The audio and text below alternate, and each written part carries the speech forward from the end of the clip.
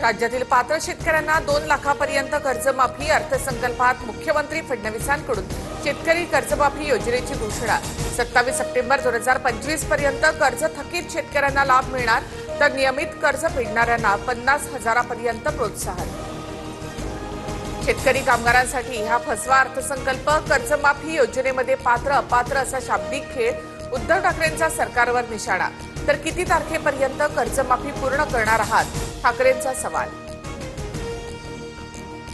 अर्थसंकल्पानंतर विधानभवनात उद्धव ठाकरे आणि मुख्यमंत्र्यांची भेट पत्रकार कक्षाबाहेर एकमेकांची विचारपूस तर उद्धव ठाकरे शिंदेंनी एकमेकांकडे पाहणं देखील टाळलं।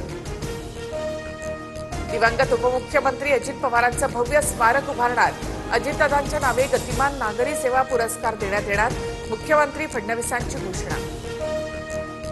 स्मार्टफोन नसलेल्या शेतकऱ्यांसाठी वसुधा मेसेज सेवा सुरू मत्स्य व्यवसायासाठी 1240 कोटींचा निधी तर मुख्यमंत्री ग्रामीण पशुधन संवर्धन योजनेसह बळीराजा शेत पाणंद रस्ते योजनेला मान्यता।